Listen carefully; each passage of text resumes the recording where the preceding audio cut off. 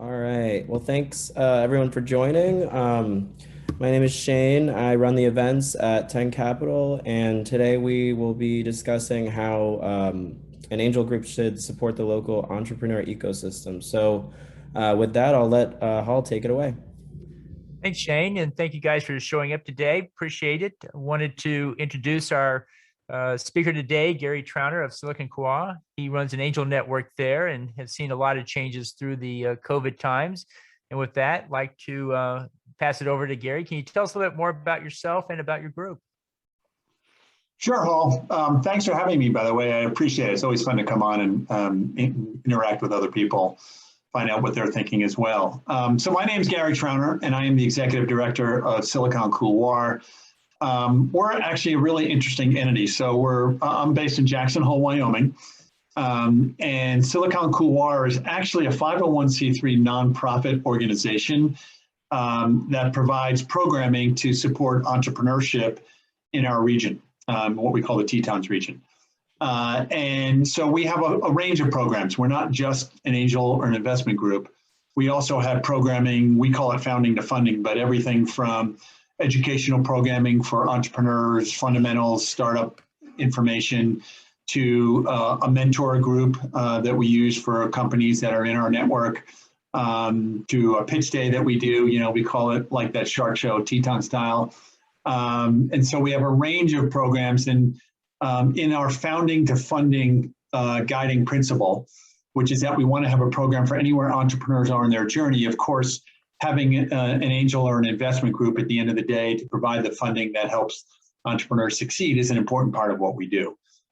So again, just want to make it clear that we do angel funding, but we do a range of other things. And we're an interesting organization in that, at least in the state of Wyoming, we're the only organization that does what we do that doesn't receive any type of government funding. We're a private nonprofit, organization. The other thing for those of you who aren't familiar with Teton County, Wyoming, which is where Jackson Hole is, you may have read about it over the years and how it's grown. And Teton County is really an interesting, I don't know how to play outlier, in the sense that it has the highest per capita income of any county in the country, number one. And number two is Manhattan, and it's not even close. So we have we're a small community, maybe about 20,000 full-time residents. And it's a beautiful community, as some of you may know. But we have access to intellectual and financial capital that a lot of other communities, even much larger ones, may not have. And we have access to experienced people that have been in the business world from Silicon Valley, New York, Chicago, Detroit, Dallas, you name it, that spend time here, either full-time or part-time. And it allows us to do probably, to punch above our weight, Hall, a little bit in what we do because of access to that. My background, just so you all know, I'm a finance guy originally, became an ops guy.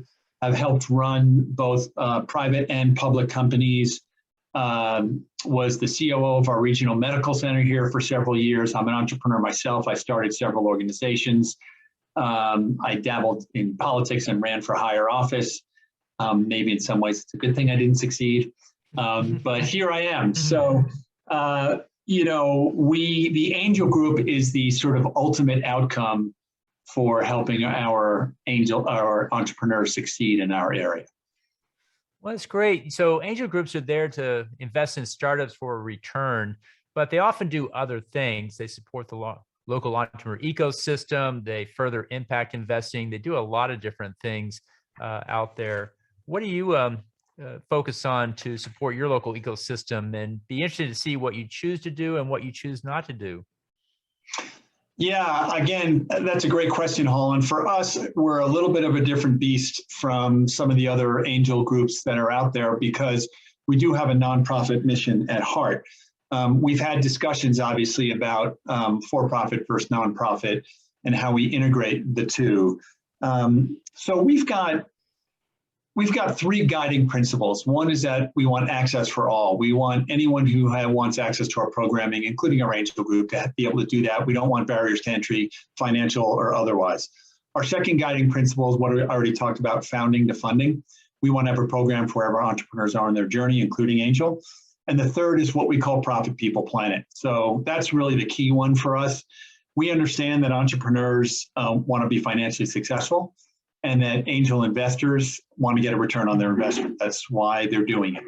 But because of where we are in our neck of the woods, and we're in a small community, we believe that taking care of people, your staff, your customers, and the people in your community, and giving back to your community in some way, shape, or form, that's what, Planet's an alliterative placeholder for a community in Profit People Planet.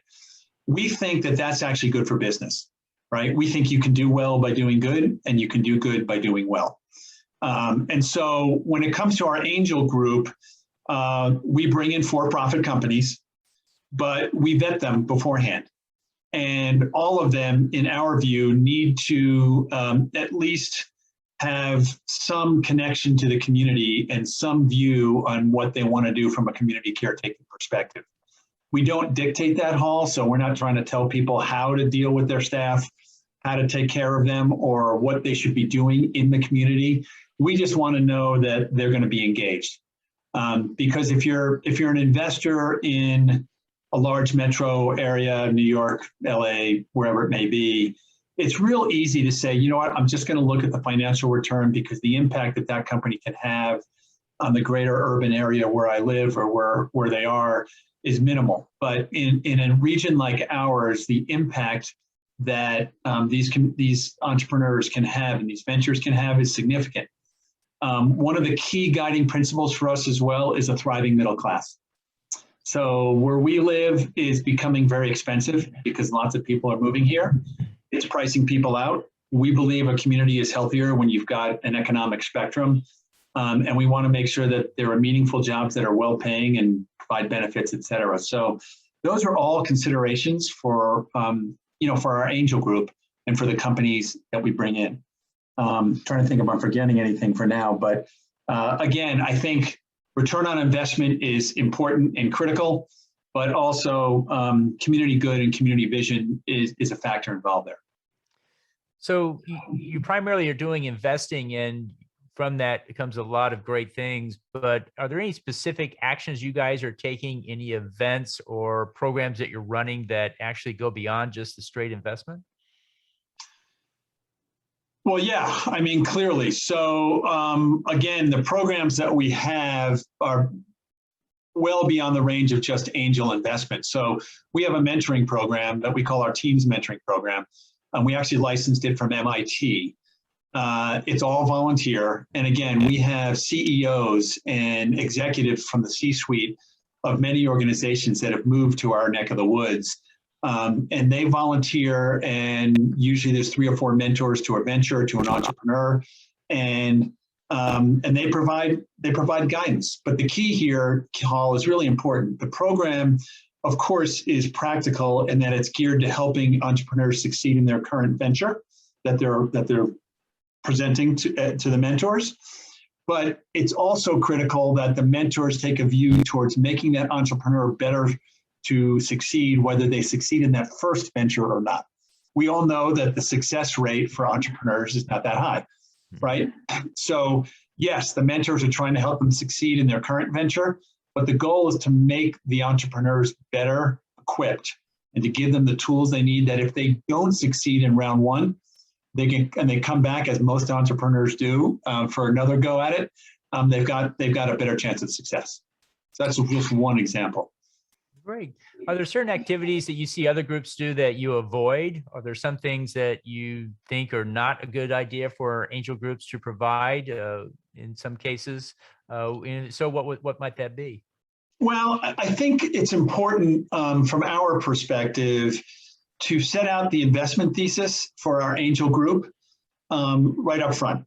Right, so we let our angels know what the expectations are for the companies that we're going to be bringing in and what we think the criteria are for why we bring those companies in. So clearly, geographic region is an important part for us, something that's important. As I mentioned, what I'll call Profit People Planet doesn't mean that you need to be a triple bottom line company. we're fine with C corps and LLCs and every other structure, but we want to make sure that the management team is prepared to be engaged in their community and to take care of the people that they employ.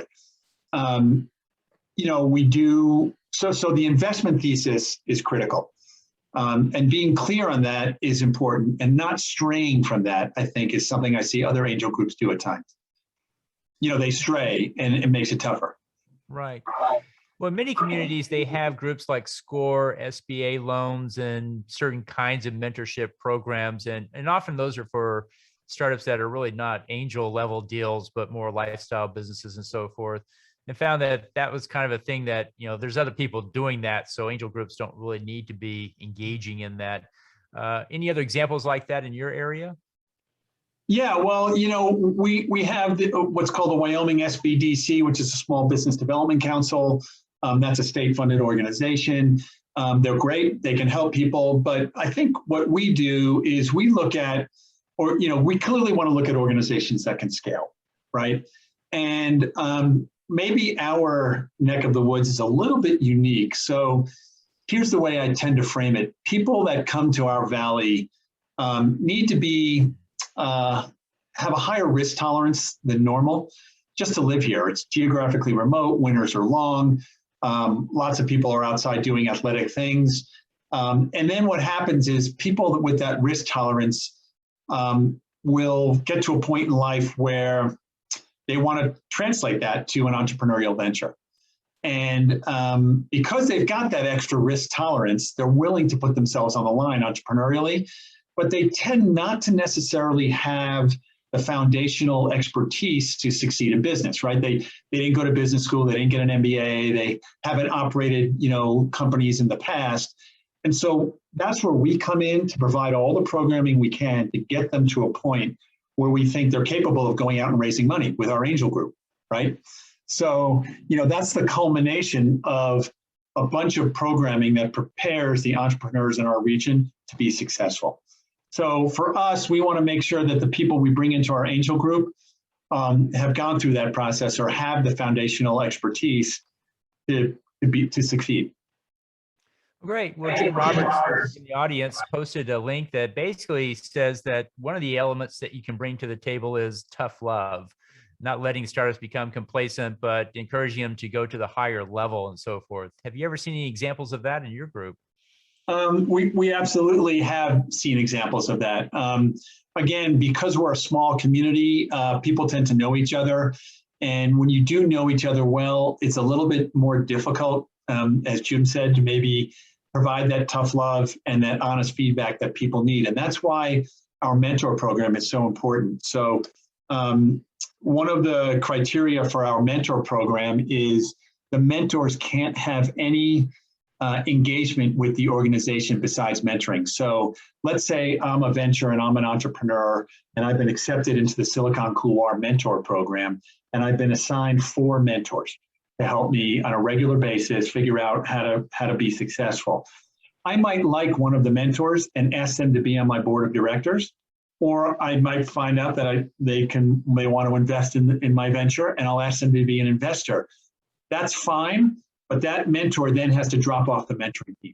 We want every mentor to have an objective view on the entrepreneur and the venture they're engaged in, just so they can give that tough love and make those tough recommendations that you might not do if you're more closely engaged.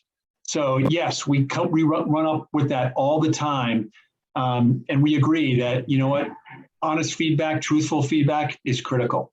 I'll tell you that just from a personal perspective, I was a COO at our regional medical center here for about 5 or 6 years. And I'm a relatively happy guy. I'm a relatively easygoing guy. But the one item that would, get my blood boiling a little bit is if I didn't get feedback from people where we needed to do better or change things or where we had problems, because if you don't know, you can't fix it. And that's the same for entrepreneurs. If they don't know, they can't succeed, they can't fix. So we make sure we focus on that for sure. And our angel group does as well. They ask hard questions. Great.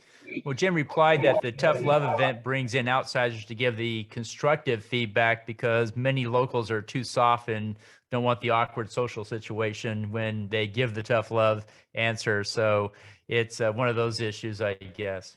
That's absolutely right, and correct. And I think, again, if you phrase that tough love as constructive feedback and constructive criticism, again, because you can't succeed if you don't know where your issues and problems are, most entrepreneurs will listen to that. They'll understand that. Some might not, and that's fine. They'll probably have a difficult time. But again, we try to phrase everything we do from a constructive feedback perspective. But that doesn't mean you can't get tough.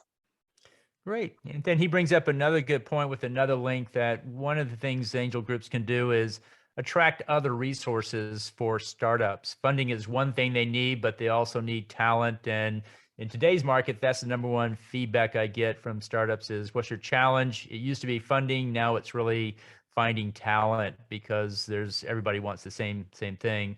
What can you guys do on that front?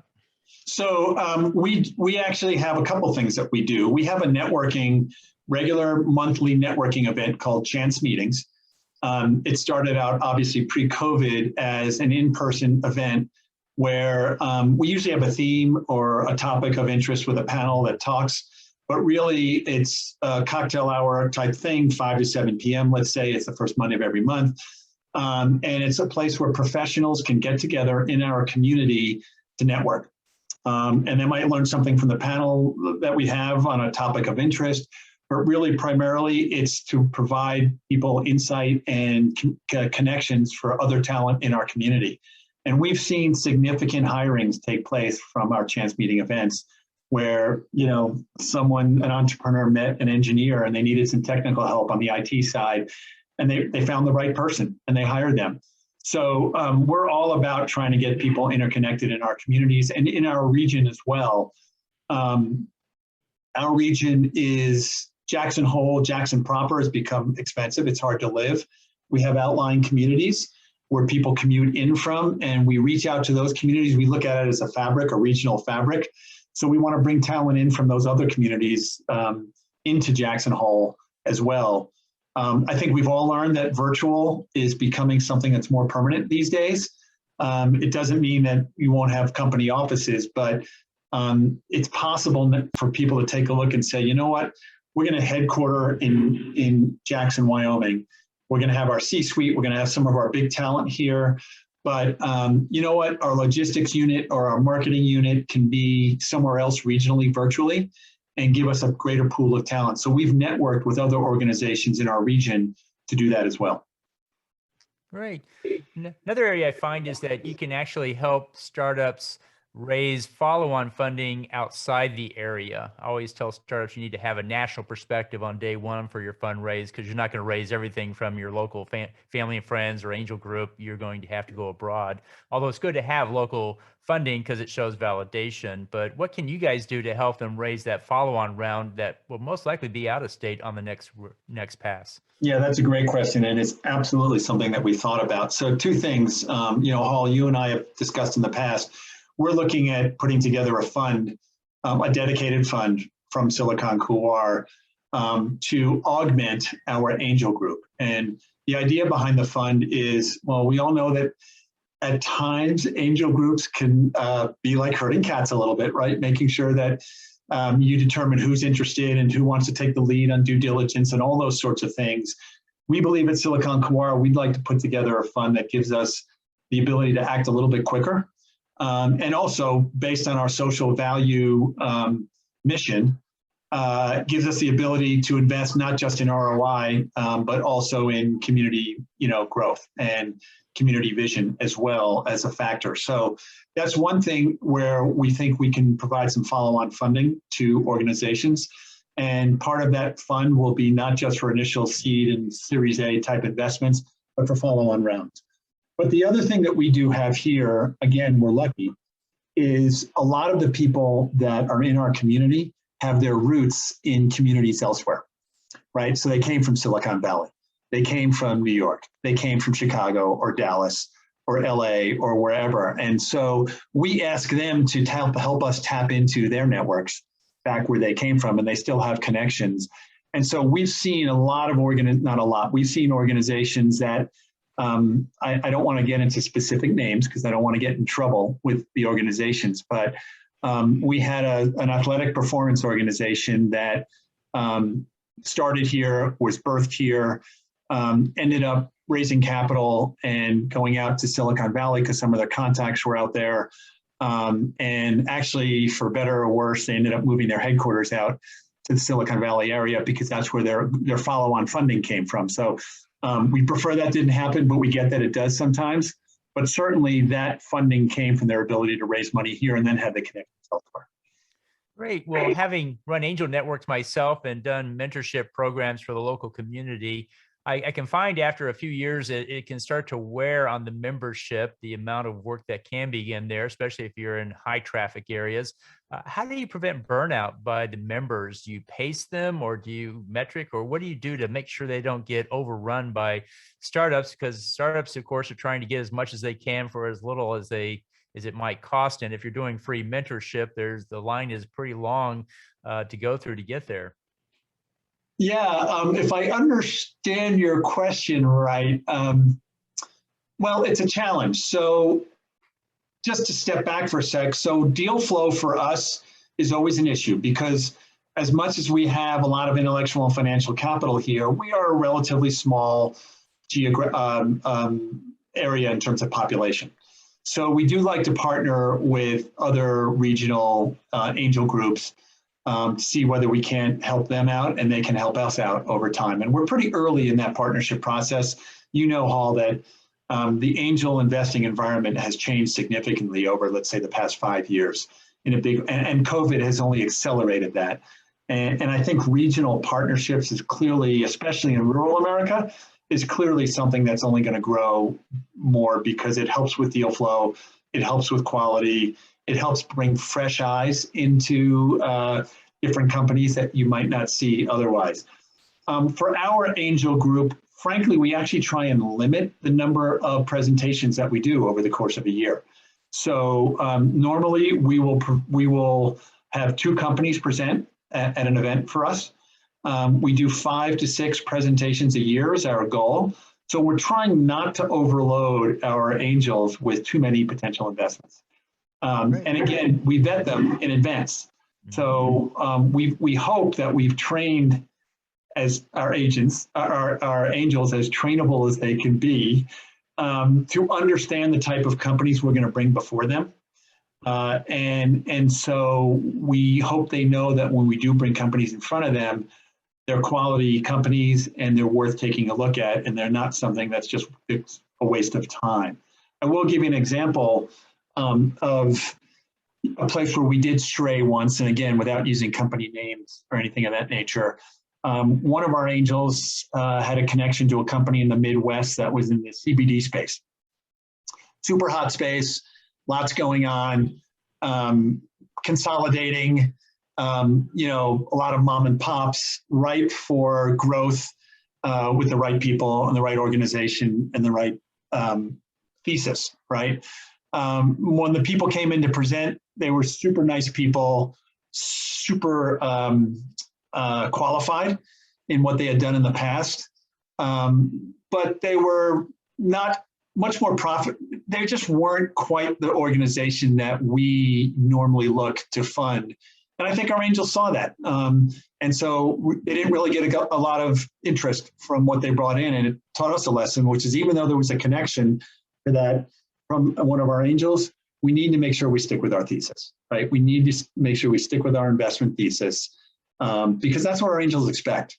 So I think if we do a good job of that and we limit the offerings and we bring in folks from the outside, we can prevent some of that burnout that happens. And also starting a fund will provide us the ability to do some of that due diligence, some of that work that the angel may not want to do. Great. So my next question is, how do you manage those that are not coachable? Someone asked Brad Feld once, what happens if somebody asks for your mentorship, you give it to them and they don't follow it? He says, I never talk to them again. I just don't keep pouring resource down a hole that's not going to do anything, and they get their shot, and if they blow it, well, then there's just so many other startups out there that will listen and do it. So why work with the guys that don't? What's your take on that, or how do you manage that process? I think I would generally agree with Brad. I don't know if I'd be that blunt about it, but I get it totally. So again, back to our mentoring program. If you're an entrepreneur with a venture, you have to apply. And we interview every single entrepreneur that comes into our program. And a large part of that interview process is based on coachability. Absolutely.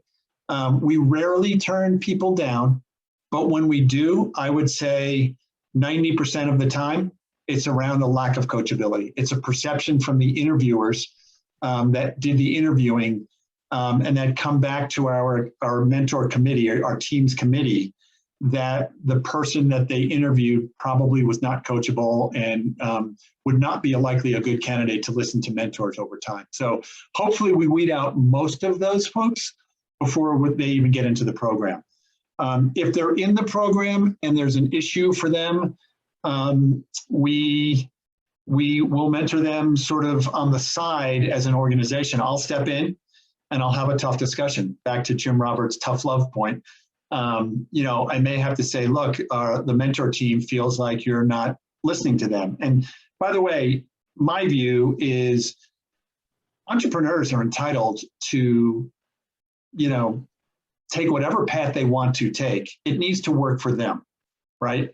So if there's an entrepreneur who is stubborn and doesn't want to listen because they want to run their company a certain way, they're entitled to be that way, absolutely. But that doesn't mean they should be part of our program. And so we are willing to tell people that they no longer should be part of the program if that's the case. And I think that's important. And it's an important thing that we tell our mentors as well.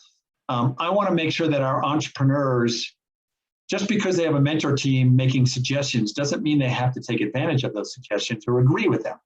And they can disagree respectfully. But if they're not coachable or they're not willing to listen to anything, that takes it to another level, and then we might not have to have that hard discussion. Great. Jim called that, quote, watering a dead plant. So if it's not going anywhere, it's just not going to go anywhere. Jim, am I allowed to steal that from you and use that in the future? I like it. That's a good one. So my next question is, in an ecosystem, there's lots of players and partners and so forth. He says, yes, you can use it. There's lots of groups that you can work with, and many angel groups work with the YPOs, the EOs. Those have good deal flow sources, and those maybe an incubator that provides some mentorship that they can share that load. Which groups are you working with in your area that you think in general that applies to everybody? You ought to go work with these 2 or 3 groups. What would you call out there? I think we're a little different in that regard, Hall, because we're geographically remote from a lot of other areas. So there's a YPO group here. It's small. We haven't really dealt with them all that much, frankly, in terms of deal flow and in terms of engagement. Again, we have, so like our board consists of, we have the CEO of a large publicly traded technology company that everybody would recognize if I said his name, on the company's name. I won't say it, but those are the type of people that we have on our board and that we have as our mentors. So really, in many ways, they're our resource for engagement with other groups.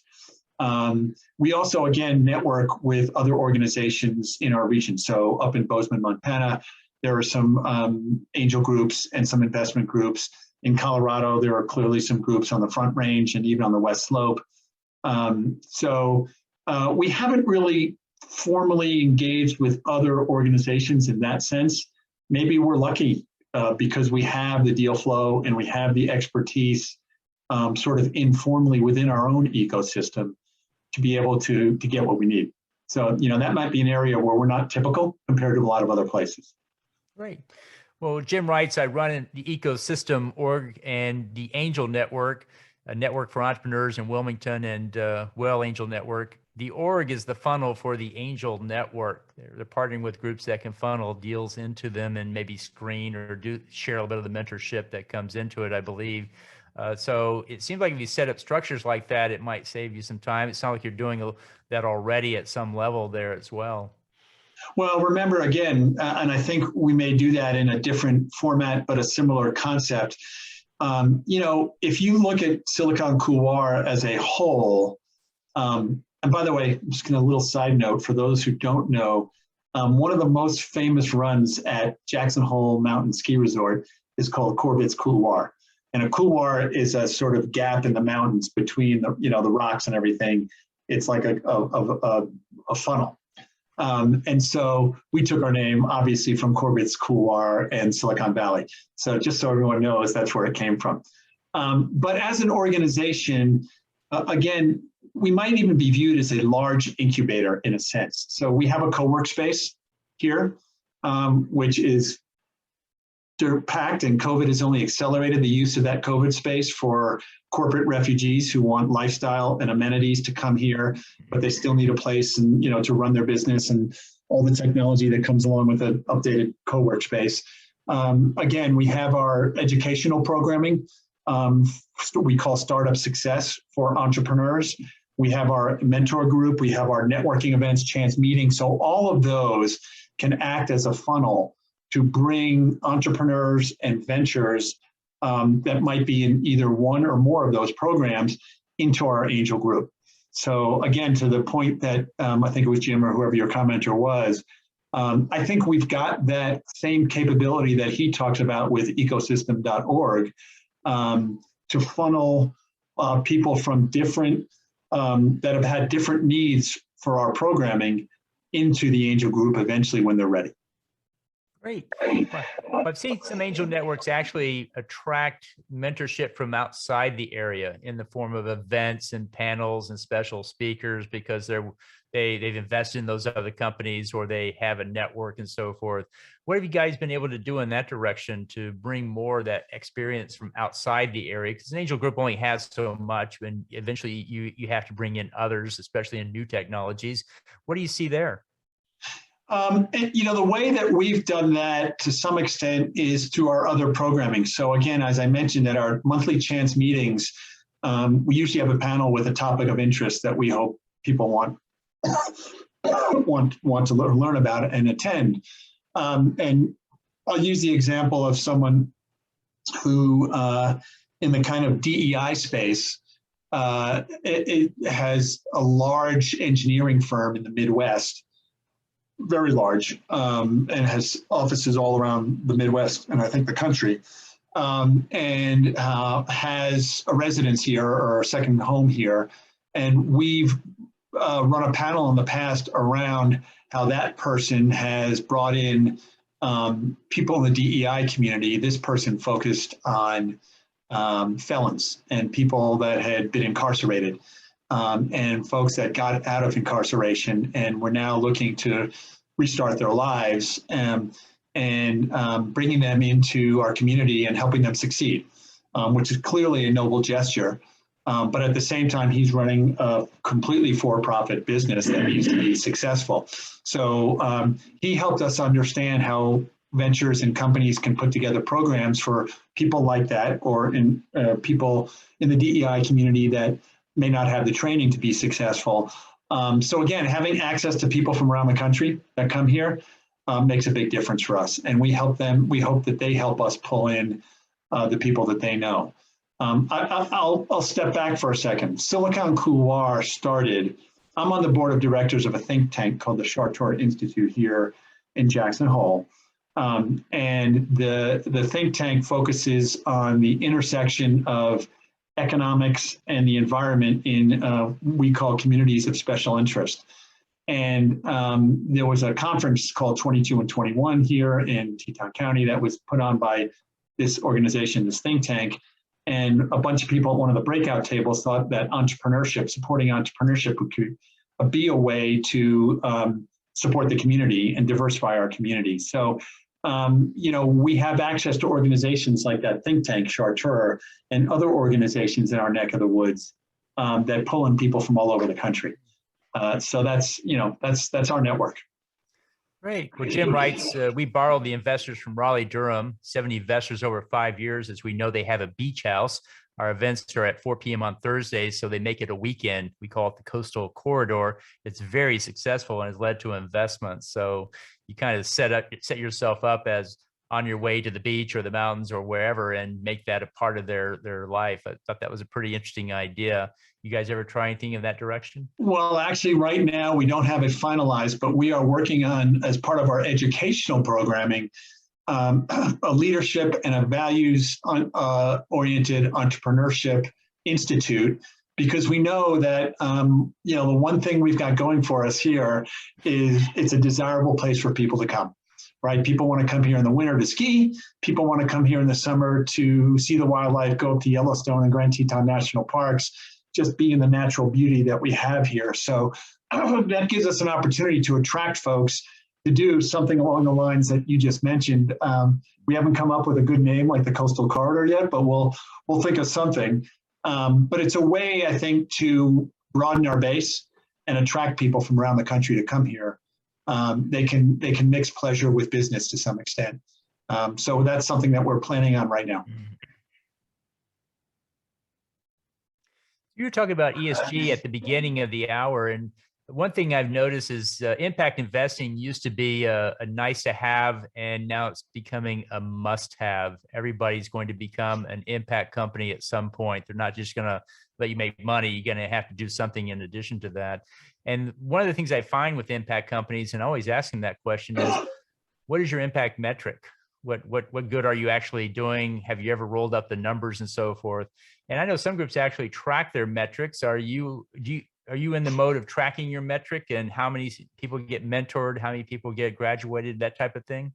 We do. We try to do sort of longitudinal, surveys to follow people that have been in our ecosystem and our programming over time to see how they've done.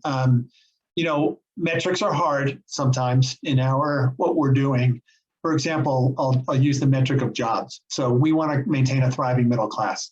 So clearly job creation is important to that, right? But how do you make sure that the jobs that you can just report that we've had 52 companies in our ecosystem, and those 52 companies employ 472 people, right? Just making up random numbers, right? But are those 472 jobs quality jobs? Do they pay a living wage?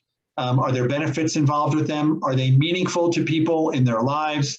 How do you really, there's quantitative and qualitative, and sometimes it's tough to marry those. We are talking to an external organization right now that is looking at how they can take ESG metrics and move them. Most ESG metrics and most ESG initiatives are being done by large companies and large corporations right now. So the question is, how do you move that down to the entrepreneurial level, right? And my view is that companies make choices all the time and entrepreneurs make choices all the time. So we may be talking to an entrepreneur who's hiring staff, and he'll tell us, I can't afford to provide benefits right now. I'm just too early stage. I don't know the profitability. I just did my first seed round, blah, blah, blah. And I get that, but I try to help people understand that they're making choices along the way. And one of the choices they can make is when they go out for that seed or Series A round, you can put a little bit more into your ask and into your raise, and use that to provide quality jobs and benefits to the people that you hire, because turnover hurts, turnover is expensive, turnover is costly, losing expertise is costly, loyalty is a good thing. So if you do it well and you do it right up front, you're going to be better off down the road. And then I'll get the pushback, well, if I try to ask for more money, I may have investors that aren't interested in that. They're really just interested in return. And my response to that is, I get it. That's a really difficult thing to deal with. It's hard to turn away money when it's coming, when it's being offered to you.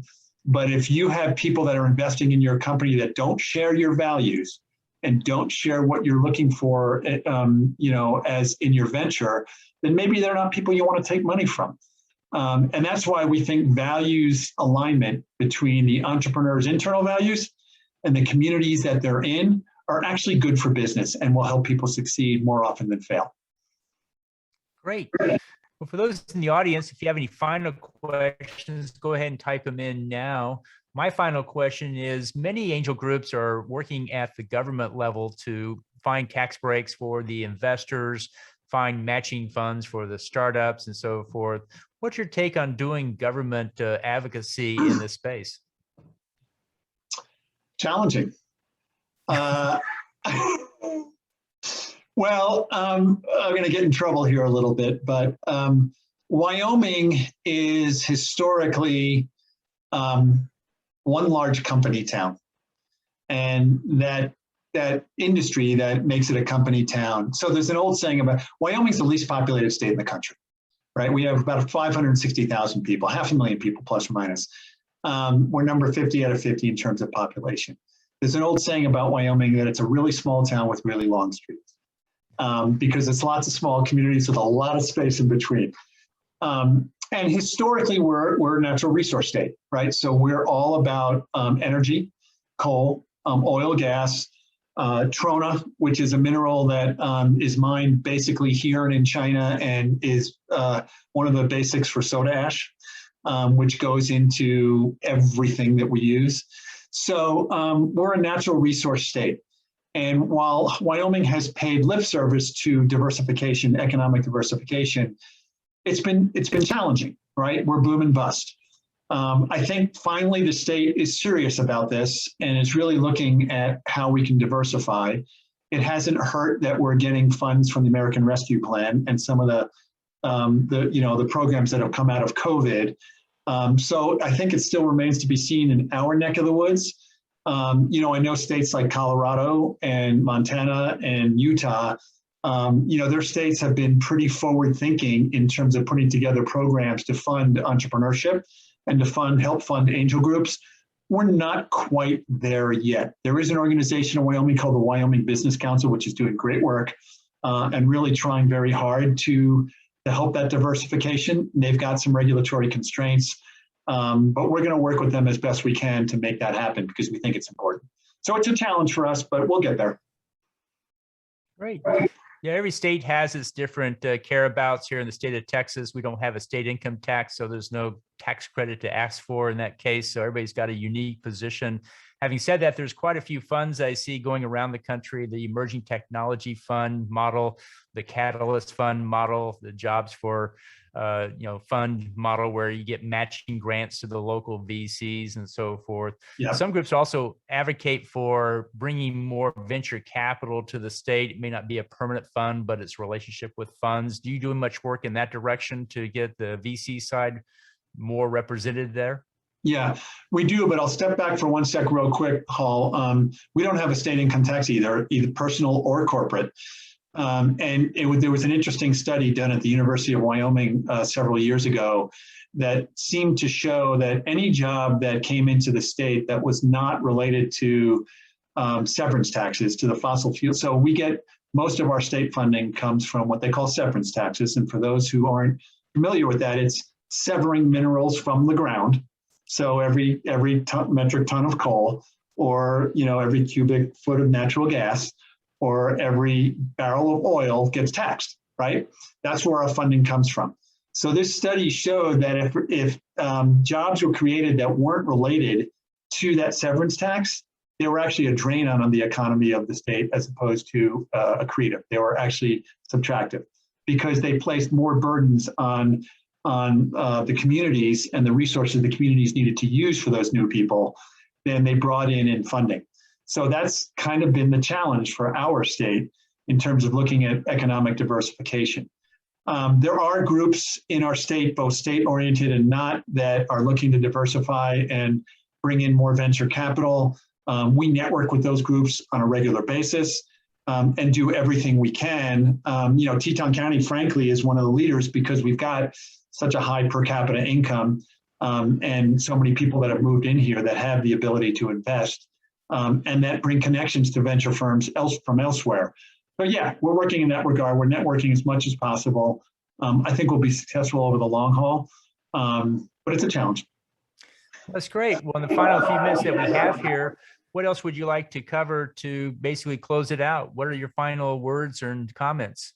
Well, I think it goes back to, excuse me, something that you mentioned in terms of being successful with angel groups and the challenges with burnout and members and how to keep them engaged. And I think from our perspective, it's what I'll call sticking to the tried and true, right? It's communication in transparency. So we try very hard to communicate upfront with our angel group the expectations that we have from the group, number one, but also number two, what type of investments we're going to be bringing in front of them and why, right? What type of organization we are, the type of companies we expect to see, what we want those companies to be doing, not necessarily their industry per se, but in terms of values orientation and in terms of community vision, et cetera.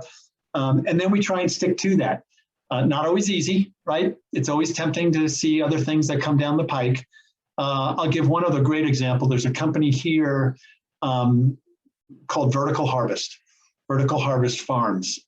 They're a low profit, limited liability company, I believe, kind of like a triple bottom line, a B Corp, right? And what they do, excuse me, is they take urban areas and they put vertical greenhouses in to grow crops, which they can then sell to local restaurants, local communities, et cetera. And they started here. They got some of their initial investments from our group, and they got some of their initial mentoring from our ecosystem.